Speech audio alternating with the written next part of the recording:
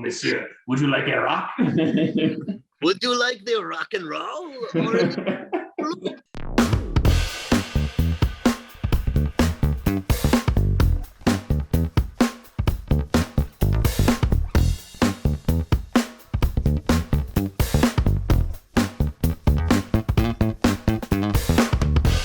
Hey everybody, welcome back to HDR Record Club.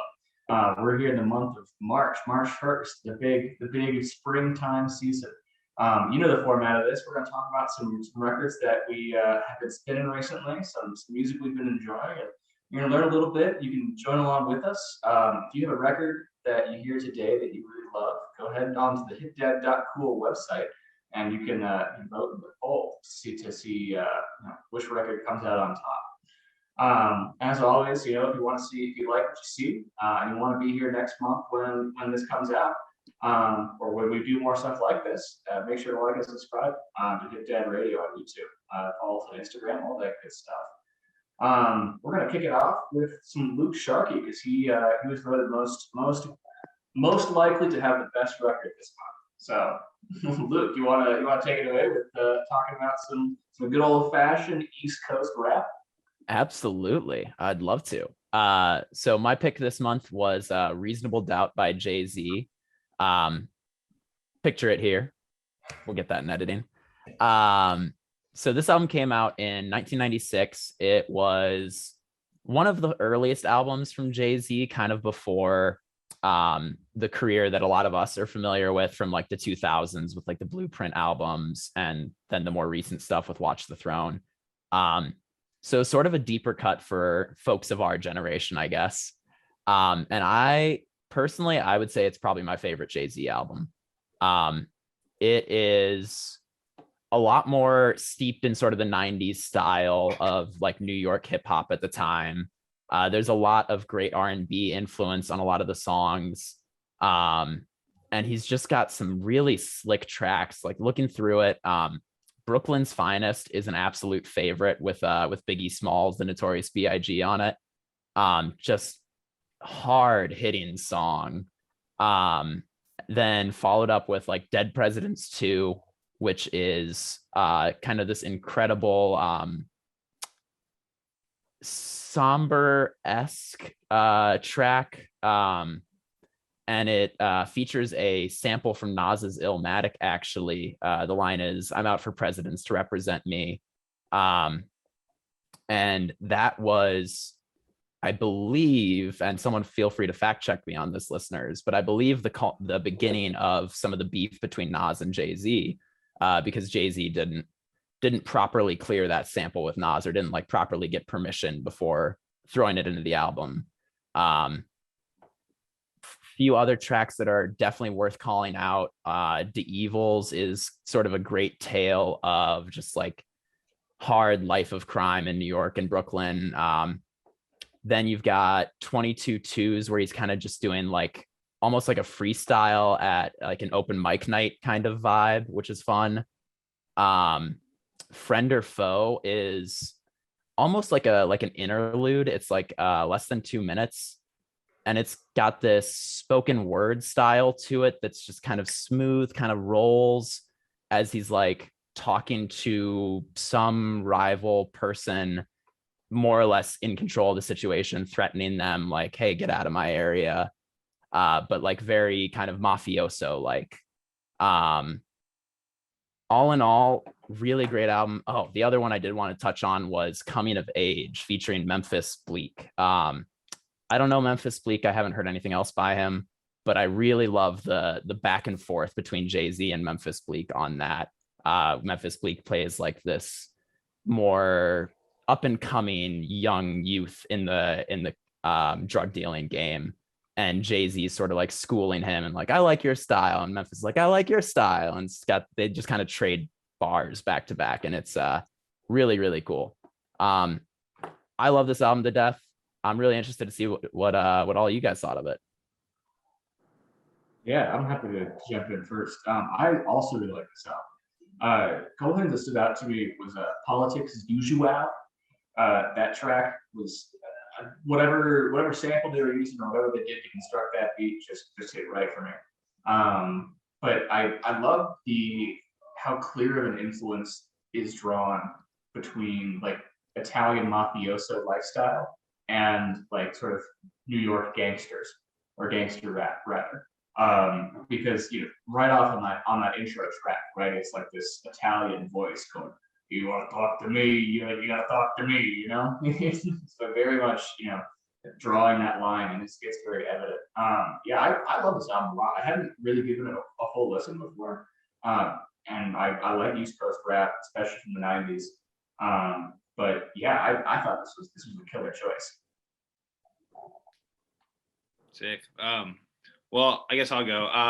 Well, I don't listen to a lot of rap, but when I do, when I listen to like older rap, I tend to like it a lot more than newer rap.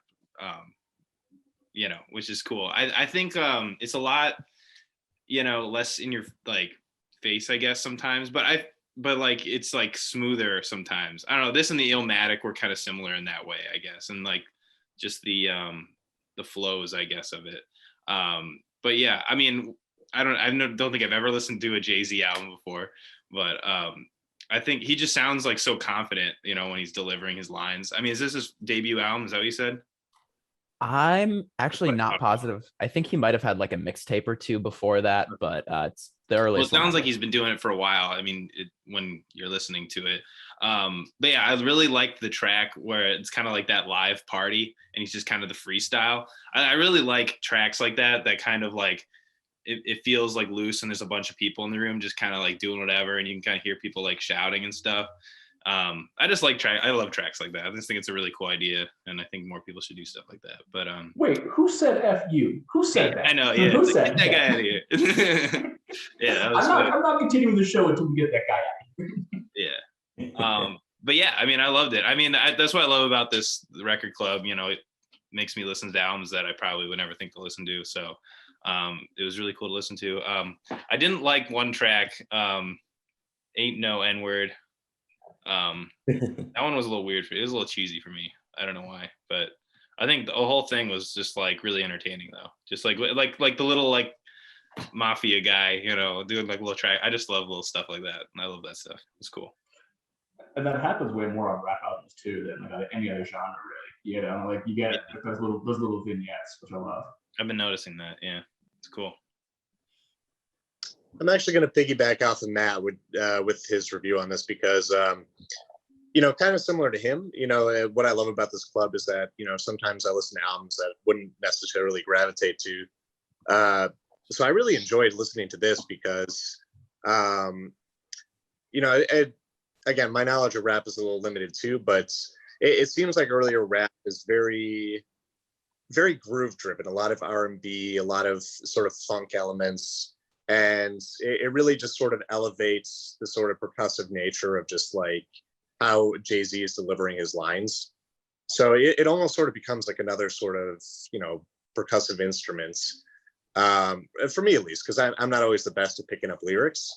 So there's just sort of a constant sort of pulse to all the songs that is just really enjoyable to me. And so, yeah, it was a great listen. I really enjoyed just sort of the constant groove of the album. Yeah, the confidence that Jay-Z seemed to have. As you're saying, early in his career, I don't know how many albums he had before this, but it just sort of oozes confidence. And yeah, it was very cool. I really like this album a lot. Yeah, I mean, I agree with everybody here. I thought it was really, really good. I think this is another like album that I'll add like to my rotation of like 90s hip hop. I like kind of similar to Luke, like I hadn't really heard a lot of Jay-Z's older stuff, and I know like more recently, like in the early 2000s, he was more poppy. So it's nice to hear something a little more like this, and kind of like what Matt said too, like I don't know how long he's been, I don't know how many records he had put out before this, but he sounds like really confident in this. And like the way he flows is just like, it's really easy for him. So it sounds like he's been doing this for 20 years in this record. Like for this to be like a first like actual release. So Yeah, it was great. Thanks for choosing it, Luke. Absolutely. And I can confirm that it was his debut record. That's So awesome. also amazing that he just came out swinging like that. Definitely. For real. Dude, where would you rank 444 compared to this album? I would definitely put it up there. I like 444 a lot. I think it's a great reflective album for where he was at like that age of the last 3 or 4 or 5 years, whenever it came out. I forget exactly. But I'd still probably put this album above it. And so I guess it's time for me to give it a rating as a whole. I would give this probably a 9 out of 10. I'd say a strong 9 out of 10. Just because I think it's hard to pick something that is a 10 out of 10. And I think this comes close, but there are like a few things where I think that it kind of drags on. It's a little longer. And there's like a few songs towards the end that I could take or leave personally. But overall, yeah, 9 out of 10. Nice. Strong start. Yeah. And for our next album, I'd like to toss it over to Doug for the Taj Mahal. Whoa. Well, thank you. Yeah, so the record that I did, also insert album artwork here. Taj Mahal's the Natch'l Blues. I hope I'm saying that correct. So I don't really know a lot of Taj Mahal. Like I know the name. I know that he's like a staple in blues music. But this was kind of like my first stint into listening to him, besides Matt having one of his records. I believe you have one of his records that you used to play in college. So yeah, I really don't know too much about him. So like I won't really preface too much about like who he is, but I mean, I just really enjoyed this record. I found myself listening to it a lot as well. I don't know if these songs are covers of blues songs or if they're originals. But just there's a consistent vibe in the songs that I really, really enjoy.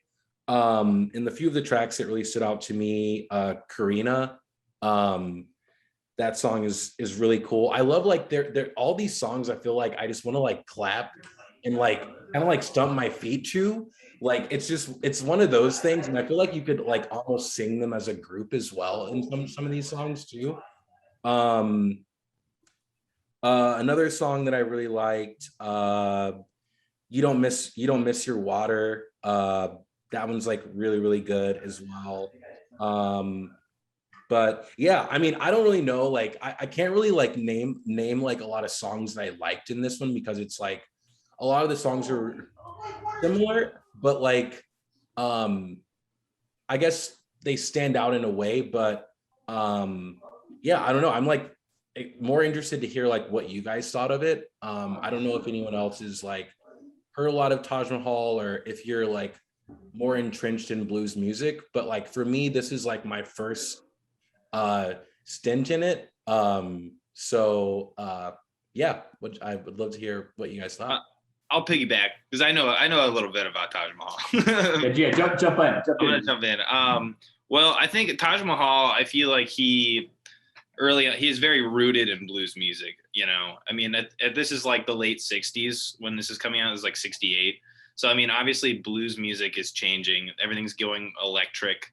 You know, the blues is already kind of a thing of the past. You know, with rock and roll and everything. So I think like this is kind of a blues at the core album, but like it's a guy who's adding a lot to it, you know, like a lot of bands are, like the Rolling Stones or like the Beatles, or you know, I don't know, maybe the Beatles aren't a good example, but you know, a lot of artists at the time obviously were doing similar stuff. But yeah, I mean I love this album. I'm a big Taj Mahal fan. I actually saw Taj Mahal open for the Rolling Stones at the United Center, which was crazy because like, can you imagine like seeing Taj Mahal at the United Center? It's like the most like ridiculous. I'm jealous, man. Jealous. Yeah, it was like hilarious. I was so excited. I was a big Taj Mahal fan. I was like, this is crazy. And he still got it. But yeah, and going to this album, this is his second album. And I think yeah, like you said, I think it has like a really good consistent vibe, kind of like laid back, kind of like loose, like and I think he's got a really tight band with him. My favorite tracks are She Caught the Caddy, And if you know the Blues Brothers cover the song, I actually think I like the Blues Brothers version better. but I still like love that song. It's so sick. And like Chlorina, the Cuckoo, Ain't That a Lot of Love, I think is such a cool song. It starts off with that bass line, like do do do do do do do, you know. And I like the clap, like a lot of cool clapping and stuff. Yeah, I think he kills it. I think like after this, he kind of went into like world music. He like moved to Hawaii for a while. You know, he's an interesting dude. Yeah, I was gonna say, like, this is definitely different than a lot of his later stuff. Like when I think Taj Mahal, I almost think like my only real reference point is the record that Matt has, and as far as I can recall, and correct me if I'm wrong, but it's got more kind of like almost like a dance feel to it. You know, it's kind of the record. This is the record I have for the record. This is the record. Oh, this is for the record. For the record. Yeah. Oh well, then shoot, I don't know what I'm talking about. Maybe I'm making something totally different. But when I think Taj Mahal, I think like almost what's a good like comparison? Kind of like a more bluesy Boz Skaggs. I don't know if that's accurate or not. Maybe it's just totally wrong. But that's what I think of. And so like this album was a really nice surprise for me. I love the blues, yeah, but I don't give it as much listening as I probably should. But it's really cool to hear like a blues album coming out as like what Matt was saying, like as the genre itself is sort of transitioning. It's a nice little jump off point for the rest of his career. I kind of want to piggyback off of something you said specifically, Matt, which is that the album simultaneously feels very loose, but the band is very tight. And that sort of leads to this sort of constant sort of cool shuffle that the album has, where, you know, there's always a pulse, there's always, you know, somewhere you can clap, but everything always seems to be in like, I wish Reed was here to sort of correct me on this, but it feels like everything's on like the upbeat or the downbeat, or it just sort of feels like everything's on a slightly different beat than you would necessarily expect. And that sort of leads to sort of that cool shuffling, sort of loose, sort of like hang time that seems to be in most of the songs. And I think that adds a lot of groove, you know, to the record, because, you know, blues, there's not a whole lot of room, I mean, in my understanding, to diverge. You know, it's a very sort of formulaic genre.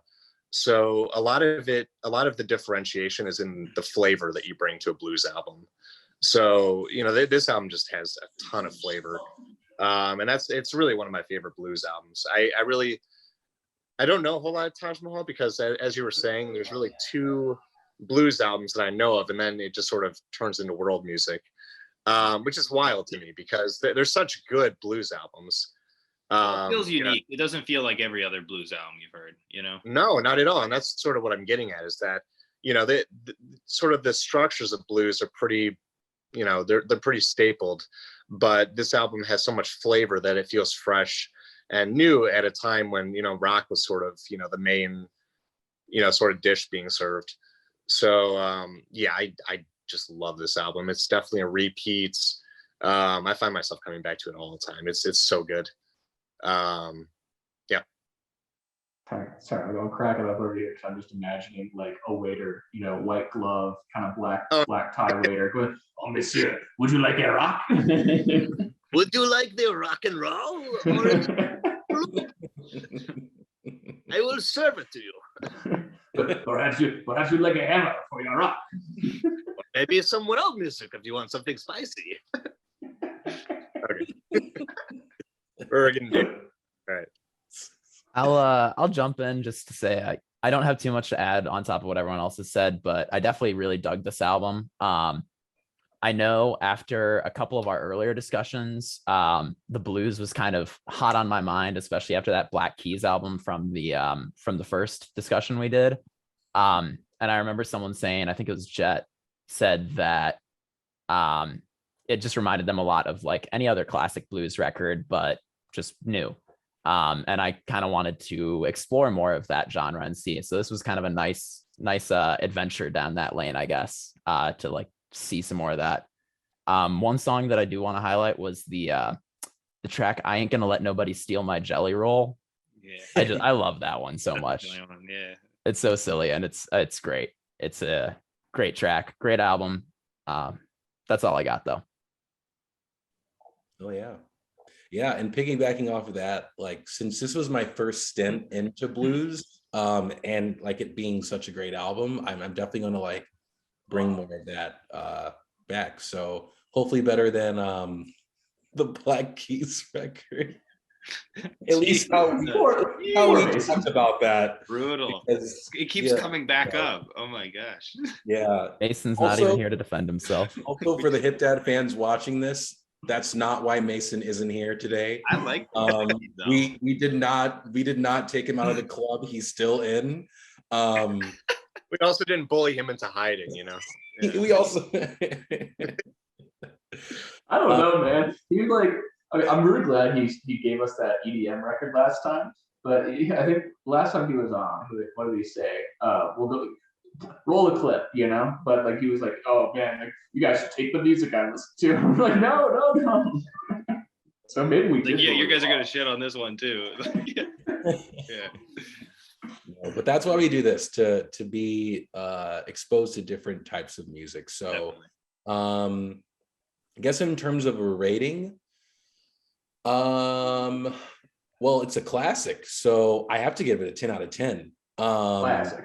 It's a classic. And you never heard the album before this. It's amazing. And I've never heard the album before this, but I have heard it several times.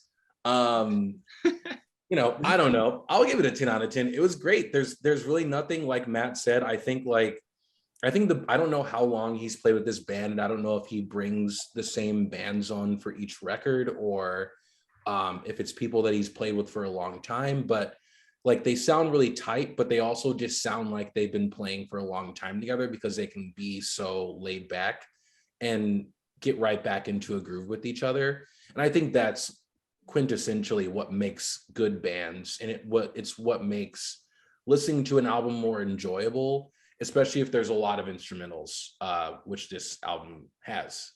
It's kind of the cornerstone of the record. So yeah, 10 out of 10. It was great. Yeah, should we pass it on to the next person? I will popcorn to James. Nice. Blues following blues. Love it. So my album that I wanted everybody to listen to is probably the newest album on our list for this one. It only came out a couple of years ago, but these guys are so cool. They're doing some awesome stuff. It's a sound that, you know, is familiar, but is also different to anything I've heard before. And I want to get these guys more press. So the album I got for this month is Madou Mokhtar, Afique Victime. So Madou Mokhtar is the stage name for this guy, basically out of Niger. Niger, you know what it is, Sub-Saharan Africa. But basically, he is this musician who was really gathering fame in sort of the Sub-Saharan rock world. And I've got some cool things to say about Sub-Saharan rock. But one of the coolest things I can tell you about is how people artists are discovered or sort of gain fame in that community. Because there's not a whole lot of radio, there's not a lot of internet infrastructure to stream music. So what happens is basically you'll have these markets in Sub-Saharan Africa where these guys all pass around SIM cards full of music, and they'll copy it, and they'll distribute it, and they'll sell these SIM cards to people.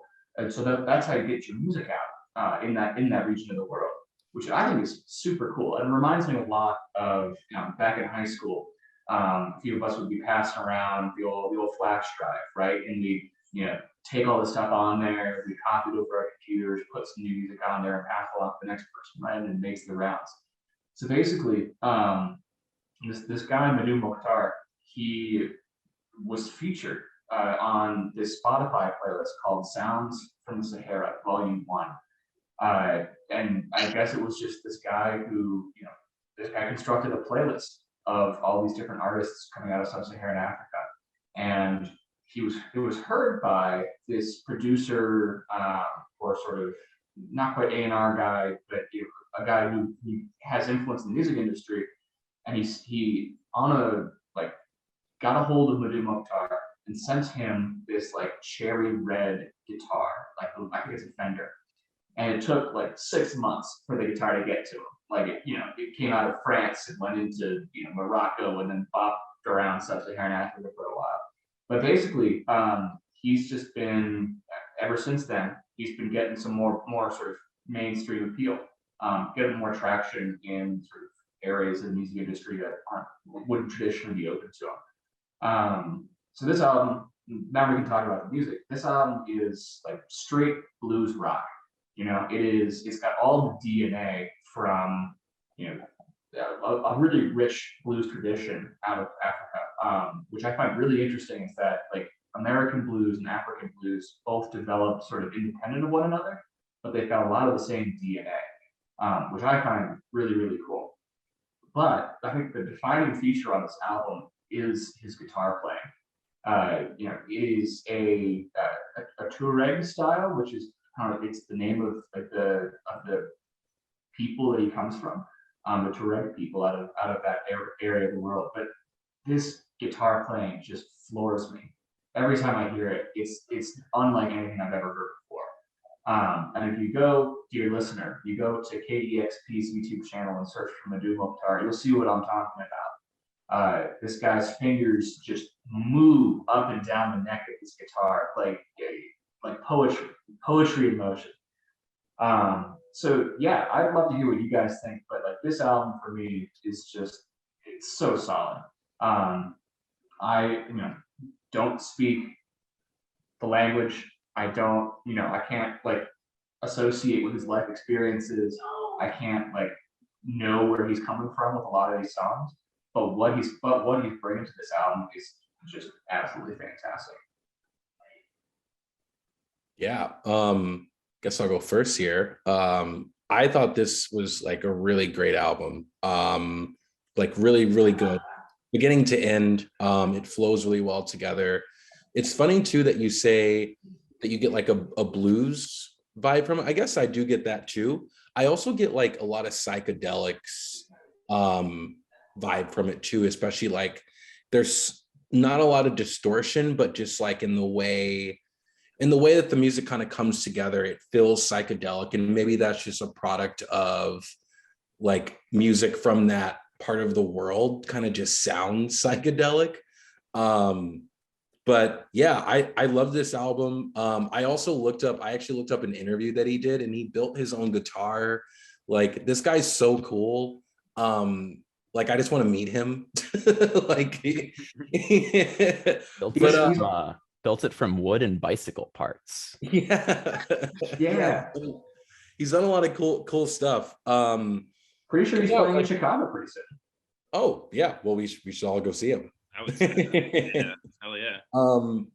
But yeah, and I think too, like similar to like with the Taj Mahal record, like I don't know if he's played. I don't know if he's played.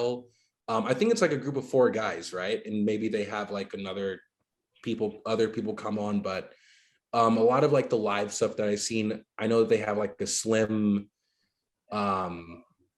like cast of musicians or like band, but it sounds like there's a lot going on, and also a lot of clapping. And like I also like wanted to sing along to these songs, but I didn't know what the hell they were saying, but it sounded like really fun. And it sounds like a lot of it was like chanting and like the continuation of chanting and like just kind of repeating that over and over again with like these really cool psychedelic riffs in the background.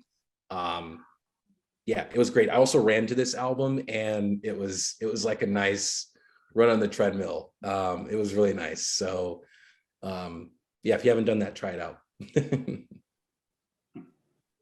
I want to say, yeah, this album was like such a cool pick, especially for this thing we're doing here. Just because it's like I've never heard anything like this, just like from front, like a record front to back, like that. I have listened to his stuff before. I think anyway, this album I think is the first one of 2 that came out on that label, or maybe it's the second one. I forget. This just come out?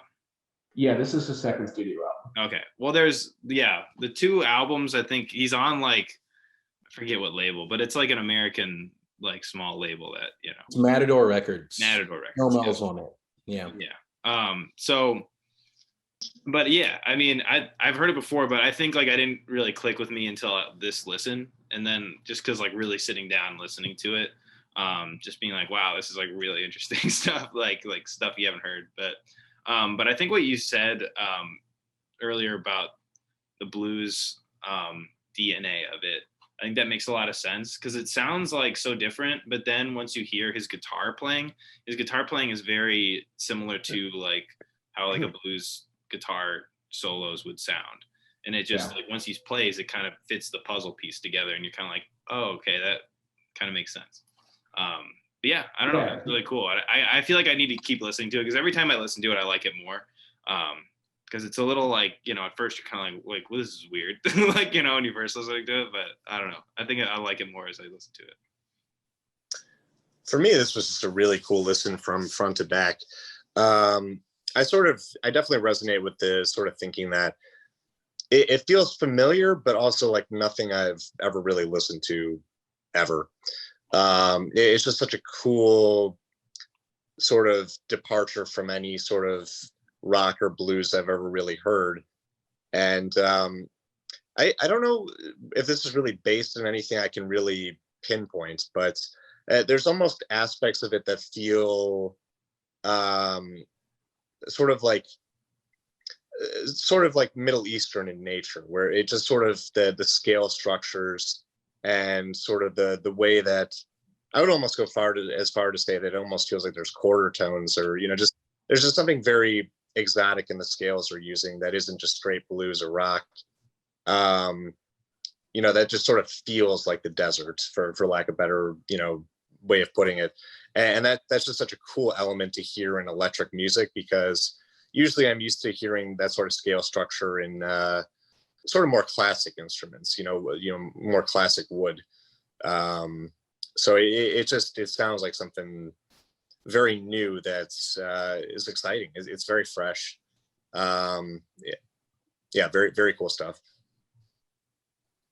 Yeah, all I have to add is that I love this album. I listened to it a bunch when it first came out. He just shreds on the guitar. It's insane. And I actually saw something, this story a while back, where they followed this other group called Tenariwen that is also from these Tuareg people, these like Berber ethnic groups in sub-Saharan Africa.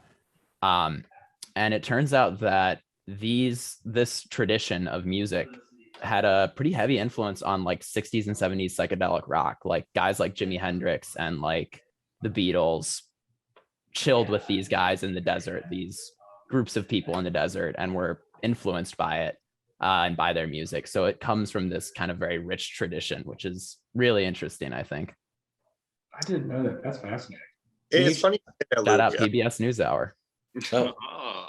I just want to touch on that real quickly before we move on to anyone else, because that's sort of what was in the back of my mind, was thinking of like when the Beatles went to go see Ravi Shankar and came back with all these sort of exotic scale structures and sort of that psychedelic movements that was grounded in a lot of that, you know, like sitars and, you know, all those sort of, you know, exotic to us instruments and the exotic sounds that came from that area. But anyways, that's all I really wanted to add. So, you know, it's just cool that you touched upon that. Yeah.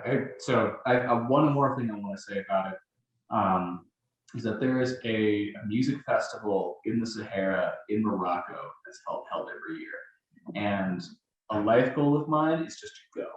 I want to like rent a Toyota Hilux and like stash a 50-gallon jug of water in it and just like drive into the Sahara and then just go chill with some Bedouins for a week. And that'd be so freaking cool. And if you guys want some, like, if you're curious about sort of like the DNA of African blues rock, I've got an album for you. Maybe next time we do like a classic album sort of month, I'll throw it in there. But if you want the recommendation, leave a comment or just like text me. Hit my DMs.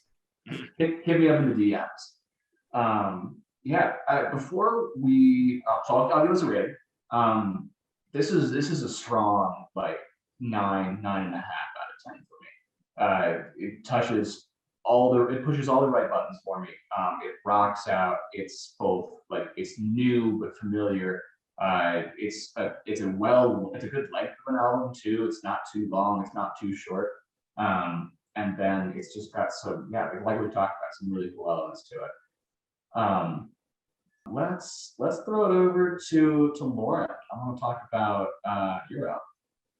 Sure. Hope you guys weren't too upset with the hour and 20-minute long album I sent your way.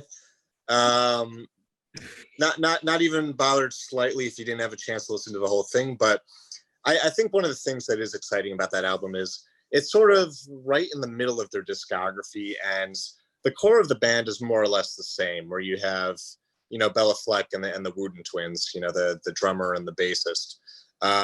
But they've notably changed sort of their accompanying musicians at certain points. And there's two that really seem to follow them. It's Left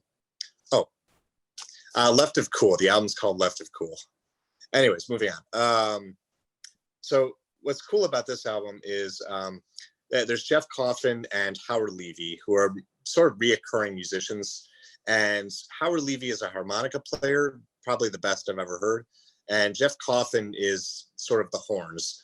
And he's really what's on this album. Howard Levy isn't to be heard. And it just sort of adds a lot to the sort of jazz feel of the album. But if I was to classify it, I think it's more or less generally unclassifiable. Bella Fleck has bluegrass roots. Victor Wooten is funk and whatever else is sort of needed from him instrumentally. I don't really know what his brother's, foundation is, but he's able to play just about anything.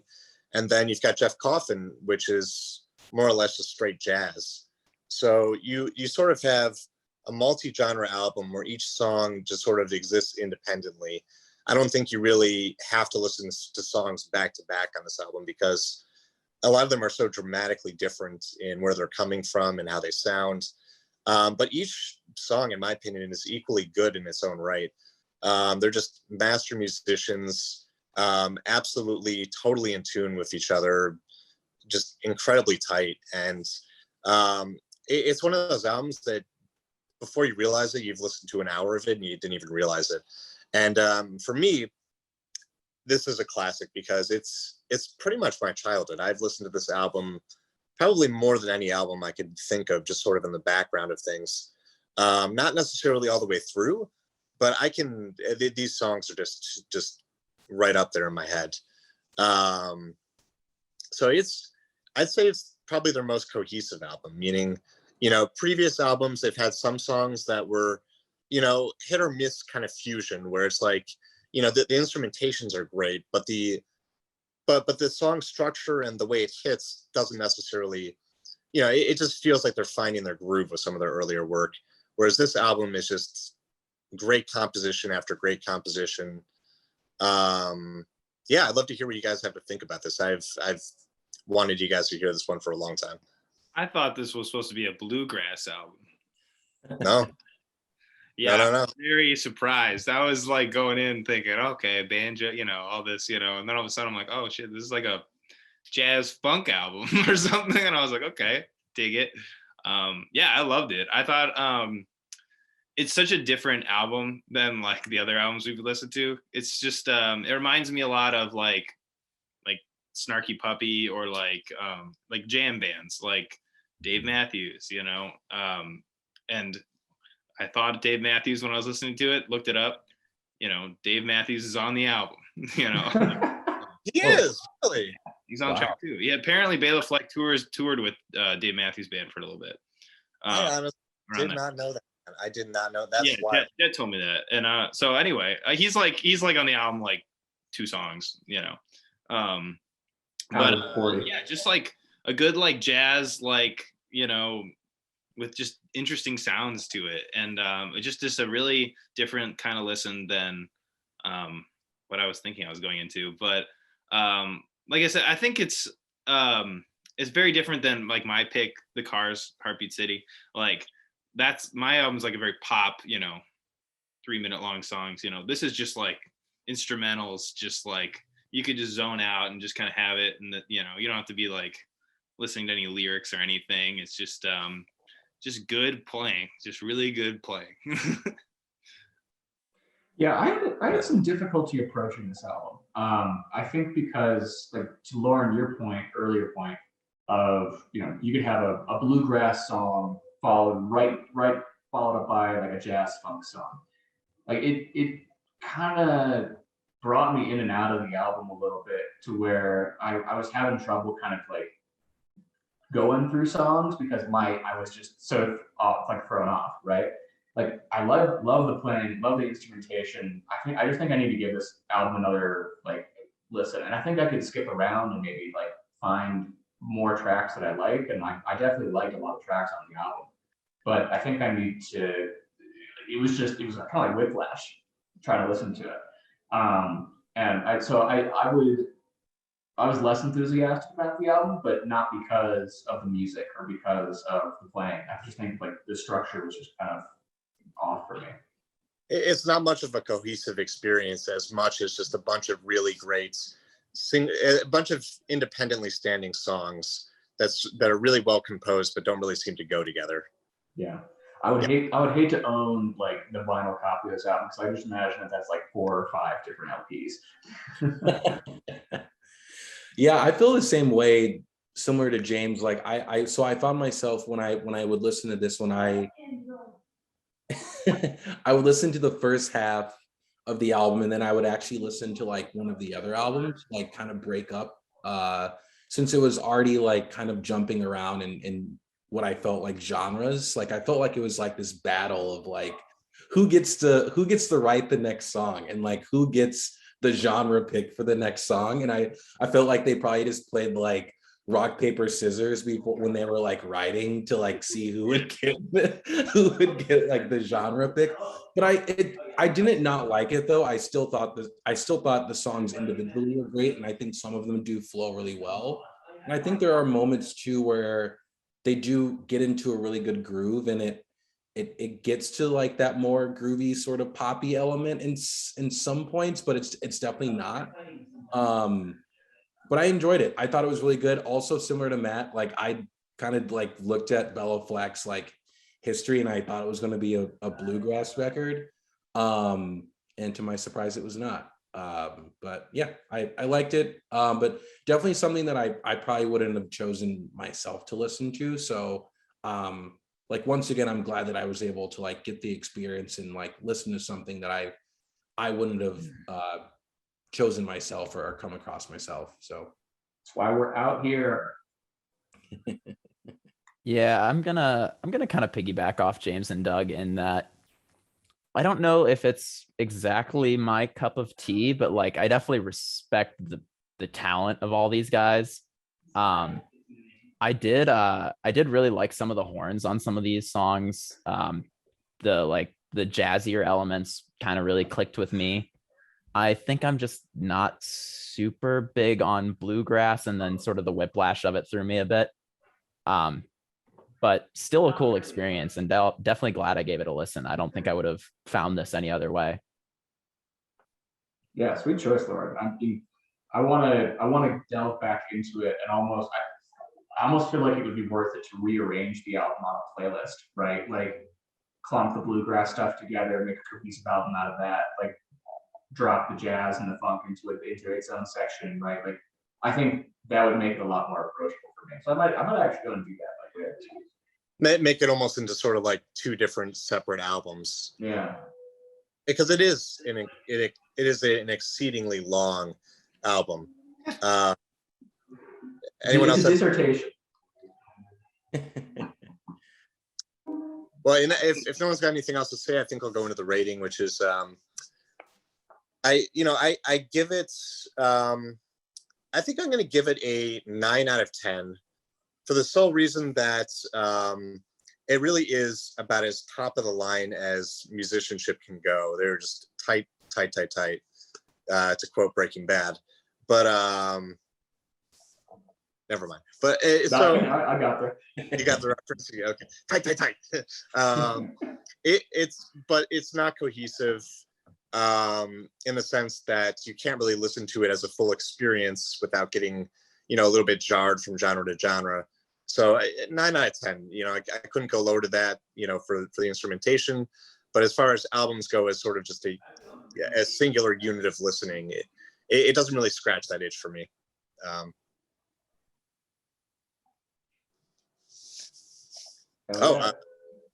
Popcorn and Matt, the last album. Okay. Let's go for a drive. All right, hop in the car, baby. We're driving. Yeah, so my pick was Heartbeat City by the Cars. I do have the record. I want everyone to know I own the record, but I don't have it with me in this room. I don't know where it is, but just wanted to seem cool.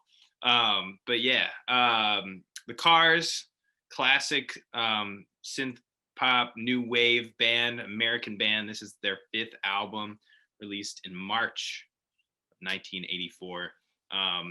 So this is an album I've recently, I guess, gotten into. I always knew their earlier stuff, like the debut and like Candy-O, classic albums, right?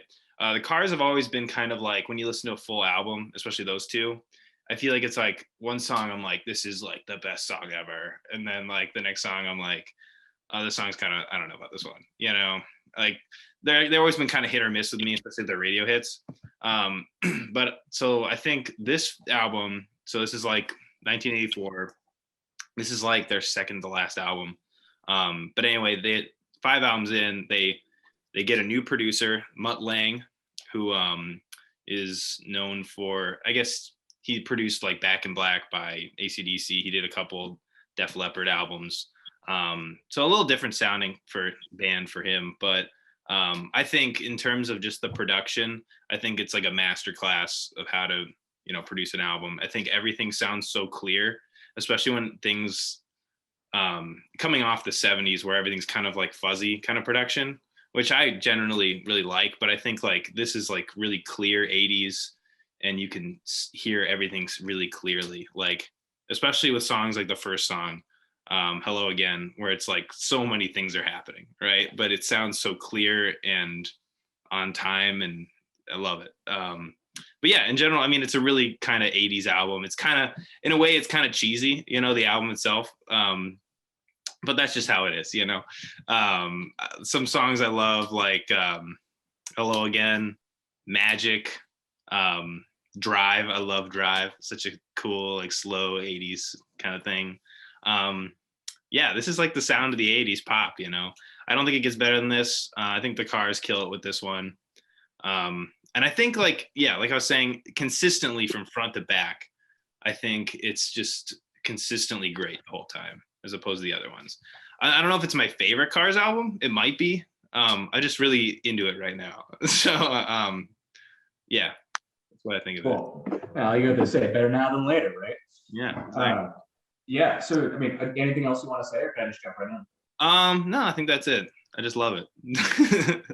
Yeah, I mean, I want to echo you, Matt. Like, it's a sharp album in terms of its production, right? Like, it is really clear. It is really like precise in its in like the sound engineering. I wanted to push back on a little bit of like the cheese. Like, I didn't get as much of that as I did from something like Journey or like ELO, right? Like that to me is like 80s cheese, you know, like real synthy, real kind of out there. This I almost kind of got like some like, you know, like you're saying, new wave, but also like a little bit of punk influence in there too. Like I heard a little bit of the Police in there, heard a little bit of you know, just that kind of genre kind of coming through a little bit, which I think actually really contributed to my enjoyment of the album. You know, the 80s cheese is great, you know, as like an iconic kind of phenomenon, but it's not something that I generally seek out in terms of my listening experience. But in this album, I was really pleasantly surprised.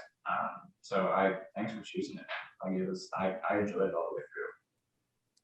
Yeah, I also really loved this album. This is the first Cars album I've ever actually listened to. Probably a lot of the first Cars songs I've listened to, honestly. And I was struck by how many of these I sort of recognized just from like radio play on 97.9 or like 97.1 back in the day when I was driving and listening to radio. A couple songs that really stood out to me that I loved were like Stranger Eyes and It's Not the Night. Both just kind of 80s anthems. Yeah, I loved this. I really liked this pick. Question for you, Matt. Was it the two of us that were talking about, I think we went on a little rant about when you go on the radio stations and you see like best of 70s, best of 80s, best of 90s.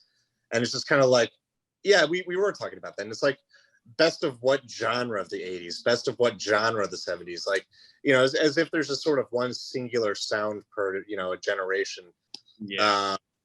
And I'm going to sort of go against an argument and say that when I picture sort of a singular sort of prevalent 80s sound, this album does that for me. Like, this feels incredibly 80s for me without, I don't think it's as cheesy as you might have necessarily said it, because it hits on the notes that you expect from an album like this.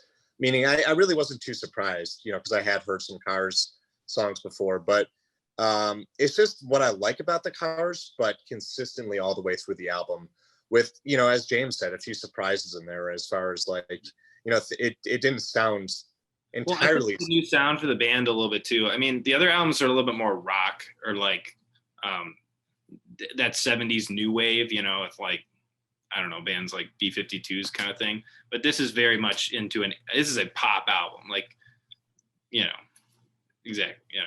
But yeah, yeah, it doesn't mean anything, you know, pop.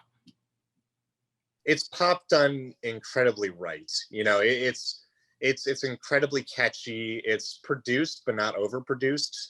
Meaning, you know, you hear a lot of pop these days, and it just sounds like way too much thought went into, not necessarily thought, but just way too much processing. It's like, you know, this is like a good cheddar, but like, you know, like bear with me with the analogy. It's like accessible cheddar that you can get like at any grocery store versus like American cheese, where it's like, it's just a little too processed for me, man. It's just, I like that.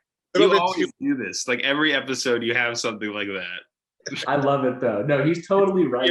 I love it. Don't stop. It's crazy. Is it always a food reference though? Is a food reference? Is it?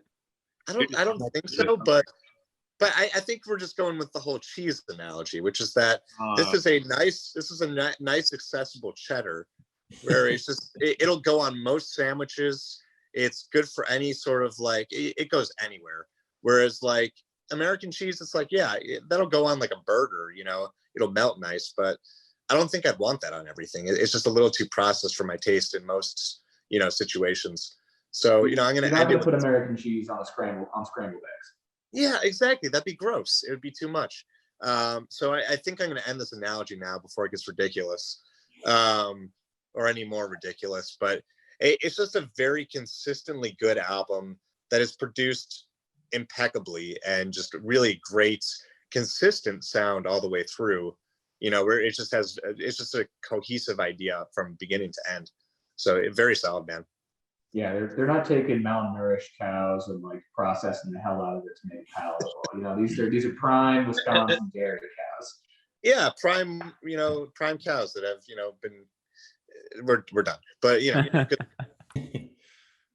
I don't have much to say, but yeah, I liked it as well. I thought it was like a really consistent album. This is the first Cars record that I've listened to from front to back, while not just listening to Just When I Need It over and over again, because I think that song is great. But yeah, it was really good. And what was I going to say? I guess there's a reason that like why 80s music is like coming back, like that sound. It was because I guess like when you do it right and when you get the production right, like there is a really big taste for that. So who's to say that, you know, there couldn't be another band similar to the Cars that makes an 80s record like that in the I guarantee there already is. There probably is. I mean, Reed had that really good album 1 or 2 sessions ago that was very much just sort of hitting back on that, you know, 80s sort of synth pop sound. So it's coming back. You know, the cheddar's still in the market. You know, buy it at Kroger. Should we give it a rating? Or Matt? Yeah, I think it's kind of a weird one to rate. I don't think it's like one of my favorite albums ever or anything. So it's like, I just think for what it is, it's like the best of what it is. Like for an 80s pop album, that it's like not a lot of pop albums are just consistently so good front to back, I think, like this. So I don't know, I give it like an 8.5 maybe. It just kind of blows me away for what it is and who they are and where they are in their career. So I think it's cool. I wanted to talk about it. Oh yeah. Cool. Should we wrap this up with a good old vote for favorite album? Yeah. So yeah, vote. We're gonna vote. Who goes first? I guess. Kick us off, Matt. All right. That's hard. I feel like I want to vote for the Taj Mahal, but I already knew it, so I feel like I can't do that. I'm gonna do it. I'm gonna vote the Taj Mahal. I love it. There you go. Stick to your guns. Yeah, why not? Fuck it. I would totally vote for. Oh yeah, you're good, man. So if Jet were here, I'd vote for his Japanese jazz city pop album. But he's not here, so instead I'm gonna go with Reasonable Doubt by Jay-Z, Luke's pick. That album just that hit me right. Released my birth year, so it's got to be good. Which that's gonna make, if any dads listen to this, it's gonna make them feel real fucking old. But just that's cream of the crop as early like mid '90s New York rap goes. Everyone's favorite second choice. I'm really split on this one between the Madhu Mokhtar and the Cars album, which is two totally different lanes.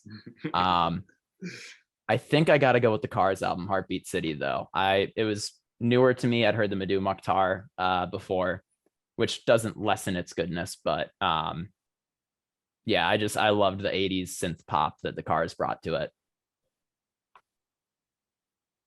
Yeah, I think I'm also kind of split here as well. The Madhu Mokhtar album was very, very cool, James. But I think my vote will go to Reasonable Doubt as well. Jay-Z was killing it on that, so yeah. See, the reason I was grinning like an idiot at the beginning is I pretty much decided what album I was going to choose before this, before I even was at this point of it's got to go to Taj Mahal for me. I mean, it's not really fair because I really loved a lot of the albums in the selection. I think this was one of the strongest selections I've been a part of. I just really, really enjoyed all these albums. Very different, a very diverse sort of selection of picks. But God, that album is just so good. And I got to go Taj Mahal. Well, that's it. We have a tie for favorite album. Oh, This is a hit radio first. I don't know what to do in this situation. I say we let the listeners decide. Listeners decide. Good call. Yep, you guys can vote too. Link to the poll for you, what you thought was the best album. It's in our description box under the video. Our bylaws. Right, scroll down, click the link, takes you to our website, and you can vote on what you like. But yeah, don't forget to like and subscribe. Tell your friends, tell your family. Ring the bell. Ring the bell. Ring the bell. What that means. Like this video as well. Like it. Yeah, like it. Send us money too. Like it. Do it. Like Do it. Do it now. You won't. Right? Why haven't you done it yet? Yeah, and I guess that's it, guys. We'll sign off because we have less than a minute. So see ya.